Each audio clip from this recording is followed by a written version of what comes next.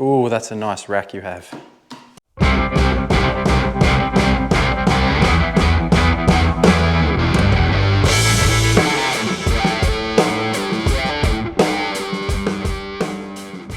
G'day everyone and welcome back to the channel, and as always, hope you're doing well. Just a quick one here today, but I want to give you guys a close look at my B&B Offroad rack that I've got here on the DRZ. It's not a sponsored video or anything like that, it's just a great product that I've used for a few years now and I really love it. So I thought you guys might enjoy taking a closer look, just in case you're in the market for a rear rack for your own bike. Now the rear rack here was one of the earliest mods that I did to this bike. I did a couple of camping trips away without it. You got a subframe on this bike, so you can still strap a few things to the back plastic here if you need to. But if you're going to get out and do those serious adventures, the longer adventures, carry that extra weight, you're going to want some kind of rear rack system on here to make those adventures much easier. Now as you can see here, I really do like the black and yellow look of the bike, hence why I got the black coloured rack, but it does come in a polished aluminium look as well if that's more your style. Now the rack's constructed of 4mm aluminium and it's all TIG welded together. Super sturdy. I always use this thing as a grab handle when I'm moving the bike around the garage or even out on the tracks if I've got to shift the bike around, get out of a rut, whatever it may be. Perfect little grab handle to throw the thing around.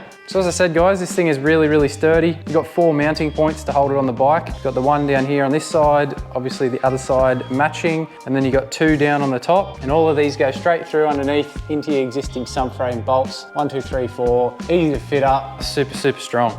Now, if you've been following my adventures for the last few years, guys, you will know that I've put this thing through its paces. Namely that Simpson Desert trip where this was loaded up with luggage and carried all the extra fuel on top as well to get across every single dune of the desert. The rack did not budge one bit. And then even more recently, you've got my Cape York trip where this rack carried all my gear, but also this was used as a tow point for 150 kilometers. Lance, the apprentice adventurer's bike, died in the middle of nowhere. Only option was to tow him back to the next town. The easiest tow point on the back here was the B&B Offroad rack, held up perfectly for 150 kilometers. So really it's performed amazingly over the last few years. Not designed to be a tow rack, but just a little tip there. If you ever need to get yourself out of trouble, the rack will get you there. Now just taking a closer look at the overall design of the rack, guys, you can see here, in my opinion anyway, I think it looks really nice and suits this bike well. But you can see here all these different sized and shaped cutouts all over the rack. Now I'm assuming they've done those for 3 different reasons. 1, to be weight saving on the rack, 2, to be the overall look of the rack, and 3, just to be the way that you can use it. You can use all these different holes as tie down points, or as you can see here,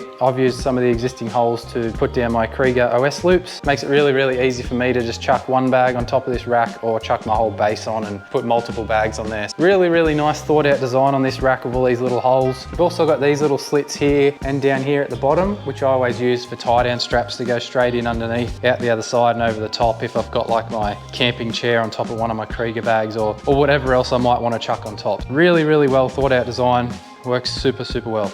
Now, as I said earlier, guys, I haven't had to adjust any of these mounting points on the rack since I put it on there. It's a super easy install, probably only take you 15 minutes, if that. It's as easy as undoing the existing bolts that are already in the bike on that subframe and then just chucking in the new ones that come with the rack. It's really that simple. So that's about it, guys. There's not a whole lot else to show you on a rear rack like this. I did say it was a short video, so we'll keep it nice and short, but I'll mention again, it's not a paid advert by B&B Offroad. I'm not sponsored or anything like that. Just a great product that I love. They've also got heaps of other products. I've got here some of their case savers on the bike, and I also had a carry rack on the Tenere as well, and that was awesome. Jump over there and give the guys some love if you are in the market for a rear rack for your bike or any other products. They've got heaps of stuff there. An Aussie owned and operated company, so happy to support an Aussie company doing some great things. Feel free to jump over there and support the guys and get yourself your very own carry rack for your DRZ or whatever other bike you've got. But as always, guys, thanks so much for watching. Hopefully that gave you a bit of an insight into the off-road rack on my bike at least, or if you're in the market for one for any other bike you got, it might have helped you out. Thanks so much for watching, guys. Give the video a like if you did enjoy it. Subscribe to see some more stuff, and I'm going to get back to getting this bike ready. Finally getting back out for another adventure in the next week or so. Cannot wait. It's been too long